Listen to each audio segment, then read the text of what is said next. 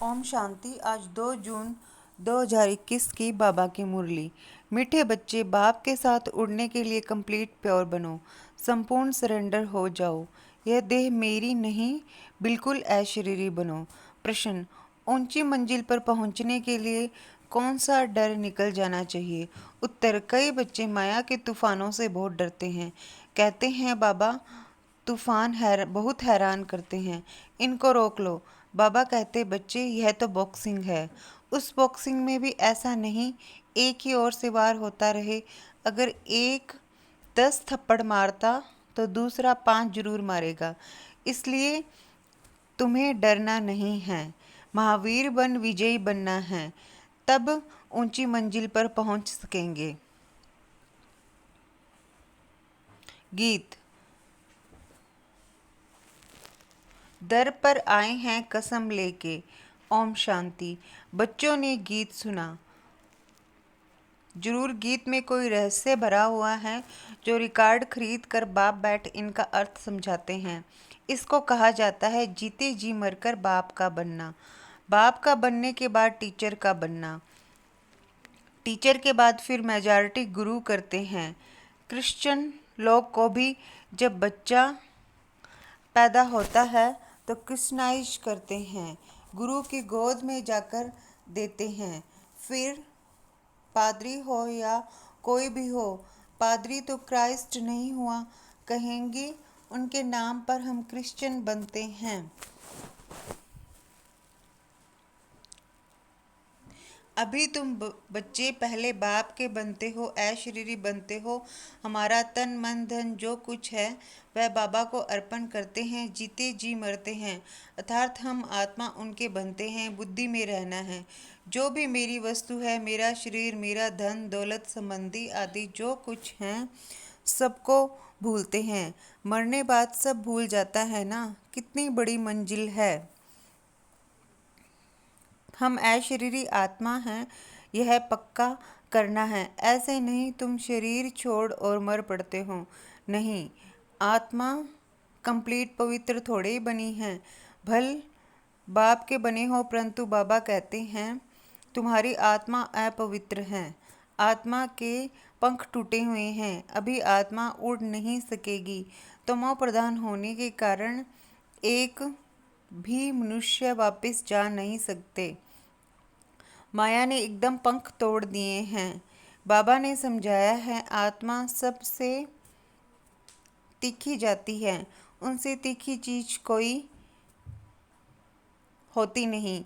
आत्मा से कोई पहुंच नहीं सकता। पिछाड़ी में मच्छरों दृश्य सब आत्माएं भागती है। कहाँ जाती है? बहुत दूर दूर, सूर्य चांद से भी पार।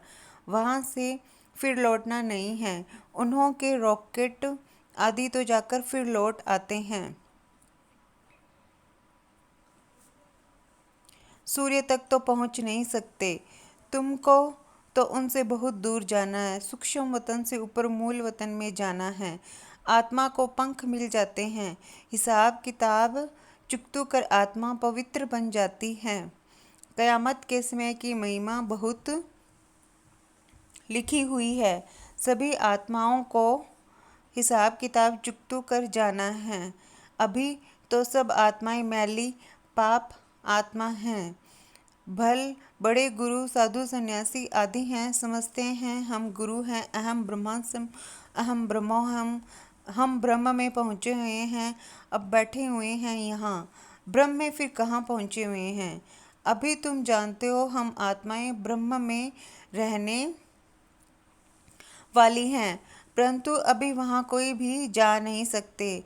सब आत्माएं यहाँ पुनर्जन्म लेती हैं। यह बेहद का ड्रामा है। सब एक्टर्स को पार्ट बजाने वहाँ से आना जरूर है। सबकी आत्माएं स्टेज पर आई हुई हैं। जब विनाश का समय होता है तो सब आ जाते हैं। वहाँ रहकर क्या करेंगे? एक्टर बिगर पार्ट बजाए घर में थोड़े बैठ जाएगा। नाटक में जरूर आना पड़ेगा। वहाँ से जब सब चले आते हैं तब फिर बाप सबको ले जाते हैं। बाप कहते हैं मैं भल यहाँ हूँ, तो भी आत्माएं रहती है, वृद्धि को पाती रहती है नंबरवार। फिर तुम जाएंगे भी नंबरवार। सारा तुम्हारी अवस्था पर मदार है, इसलिए तुम्हें मर जीवा बनना है। हम आत्मा हैं, ये निश्चय करना मेहनत है। बच्चे घड़ी घड़ी देह अभिमान में आकर भूल जाते हैं। देह अभिमानी तब रहेंगे जब कंप्लीट सरेंडर होंगे। बाबा, यह सब आपका है, मैं भी आपका हूँ। यह देह जैसे कि हमारी नहीं है, इनको मैं छोड़ देता हूँ। बाबा, मैं आपका हूँ। बाबा कहते हैं, मीरा बन और सबसे ममत्व मिटा दो। बाकी ऐसे नहीं कि यहाँ आकर बैठ जाना है। तुमको अपना धंधा धोरी करना है, घर संभालना है, बच्चे को कर्जा उतारना है माता पिता का, उनकी सेवा कर उजूरा देना है। माँ बाप की पालना का कर चढ़ता है बच्चों पर। अब बाप तुम्हारी पालना कर रहे हैं। शुरू में जो भी आए थे सबने झट सरेंडर कर दिया, अपने पास कुछ नहीं रखा, सरेंडर किया। उस धन से तुम बच्चे भारत को पावन बना रहे हो। भारत ही बिल्कुल पवित्र था। भारतवासियों जैसा पवित्र सुखी कोई हो नहीं सकता। भारत सबसे बड़ा तीर्थ है, जहाँ पतित पावन बाप आकर सारे सृष्टि को, पतितों को भी पवित्र बनाते हैं। अभी यह तत्व आदि सब दुश्मन हैं। अर्थक्वेक होगी, तूफान लगेंगे क्योंकि तमो प्रधान है। नेचुरल कैलमिटीज आएंगी, बहुत दुख देंगी। इस समय सब दुख की चीज़ें हैं। सतयुग में हैं सब सुख की चीज़ें। वहाँ ये तूफान व गर्म वायु आदि कुछ नहीं होता। तुम्हारे में भी यह बातें बहुत थोड़े ही समझते हैं। आज हैं कल नहीं हैं तो कहेंगे कुछ नहीं समझा। भल भल यहाँ आते हैं, परंतु सब कायम थोड़ी रहते हैं। यहाँ से गए 10 दिन के बाद समाचार लिखेंगे, बाबा फलाने को माया खा गई। ऐसे होता रहता है। छोटे फूल बड़े हों तो उनमें फल आ जाएं, उनमें फिर दूसरों को आप समान बनाने की ताकत रहती है, उनका फल निकलता है।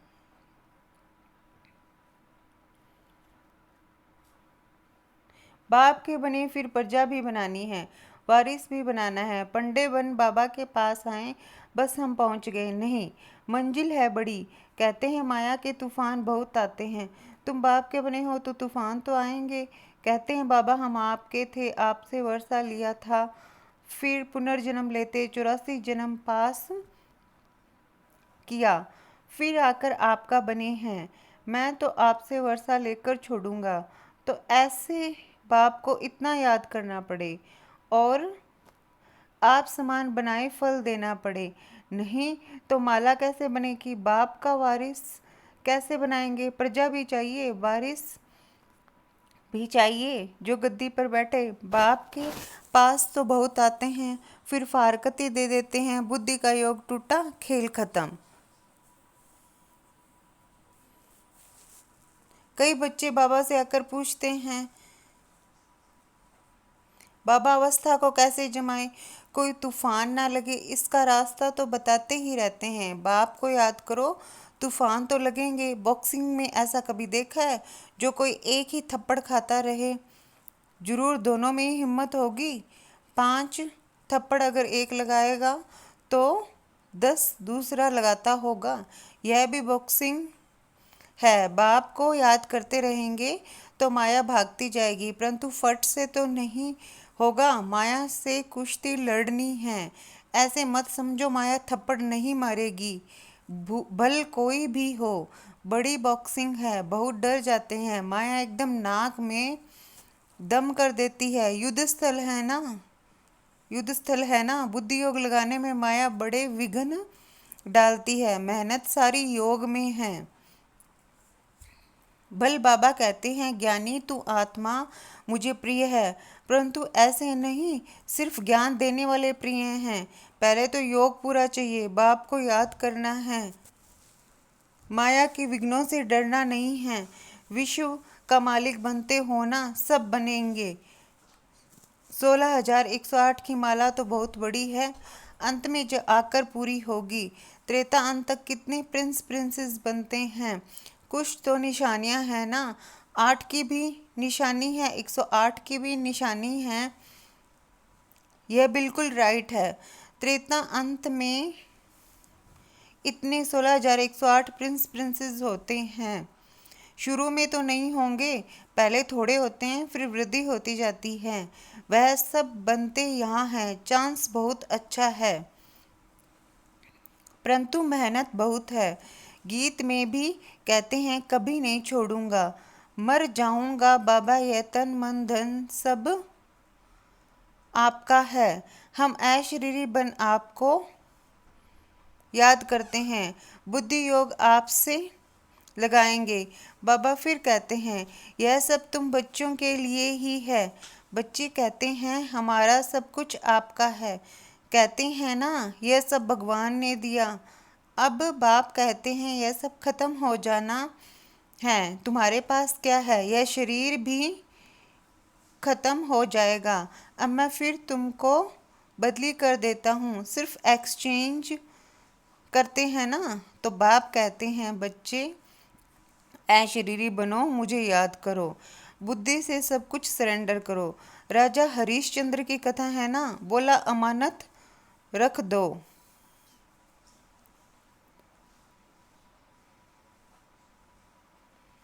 बाप कहते हैं इन सभी शास्त्रों आदि का सार तुमको समझाता हूँ।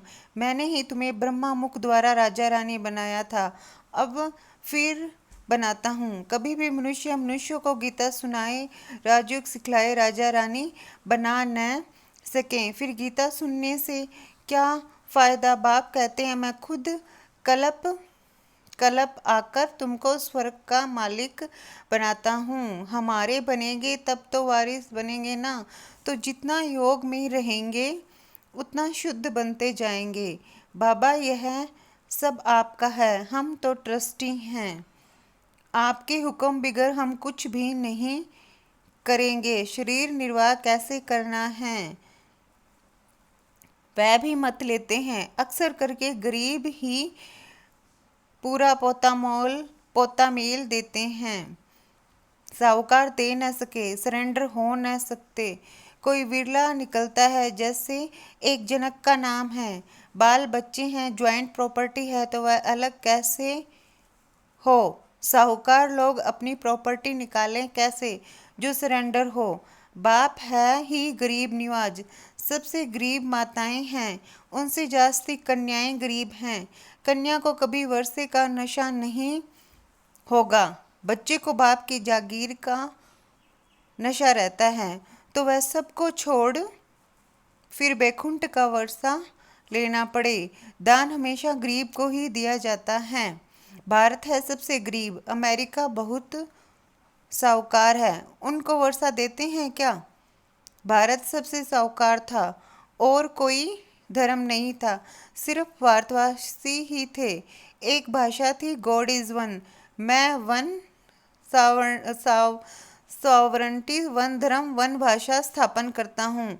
वन ऑलमाइटी, वन गवर्नमेंट स्थापन करता हूँ। वन से फिर 2, 3 होंगे। अभी कितने धर्म हैं? फिर जरूर वन धर्म आना चाहिए। 5,000 वर्ष की बात है, वन धर्म था। विद्वानों ने सतयुग की आयु लाखों वर्ष लगा दी है। समझते नहीं सतयुग क्या होता है। समझते हैं स्वर्गवासी हुआ, शायद ऊपर चला गया। देलवाड़ा मंदिर में भी स्वर्ग ऊपर छत में है, तो मनुष्य मूंझ जाते हैं। वास्तव में स्वर्ग कोई ऊपर नहीं, तुम अभी जानते हो। बाबा के पास जाकर फिर यहाँ ही आकर राज्य करेंगे। यह ज्ञान बुद्धि में रहना चाहिए, जो कोई को समझा सको। कच्चे को तो माया चिड़िया खा जाएगी, इसलिए फोटो भी मंगाए जाते हैं, रजिस्टर रखा जाता है।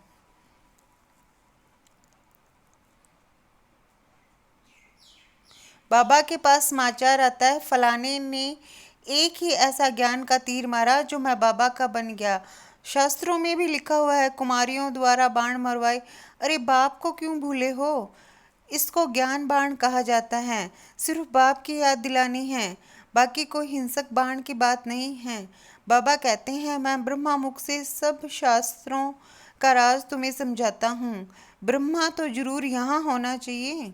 उन्होंने फिर विष्णु के नाभि कमल से ब्रह्मा दिखाया। जानते कुछ भी नहीं, मनुष्यों को तो जो आया सो लिख दिया। गंदगी तो बहुत है, रिद्धि सिद्धि वाले भी बहुत हो गए हैं। सच जब निकलता है तो झूठे उसका सामना करते हैं। अब तुम समझते हो कि शिव बाबा है निराकार और यह ब्रह्मा है साकार। बाकी नाभि आदि की कोई आदि की तो कोई बात ही नहीं है। अच्छा,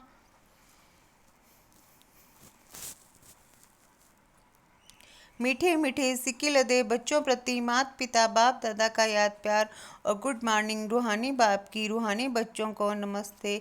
हम रूहानी बच्चों की रूहानी माता पिता बाप दादा को याद प्यार, गुड मॉर्निंग और नमस्ते। शुक्रिया बाबा, शुक्रिया।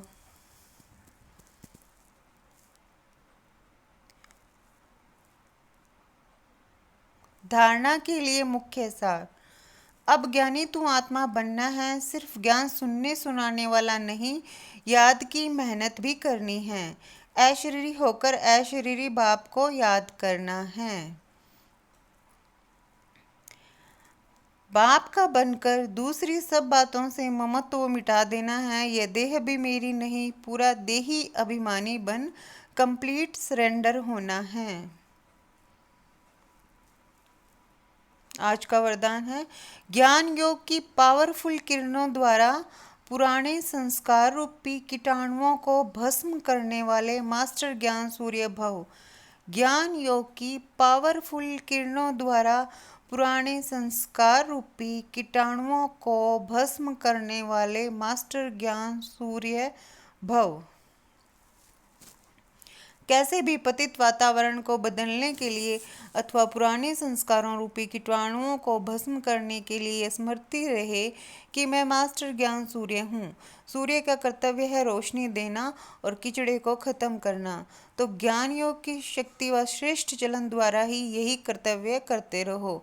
यदि पावर कम है तो ज्ञान सिर्फ रोशनी देगा, परंतु पुराने संस्कार रूपी कीटाणु खत्म नहीं होंगे।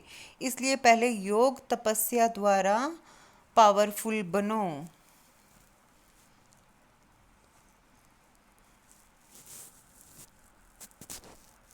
आज का स्लोगन है, शुभ भावना शुभ कामना के श्रेष्ठ संकल्प ही जमा का खाता बढ़ाते हैं।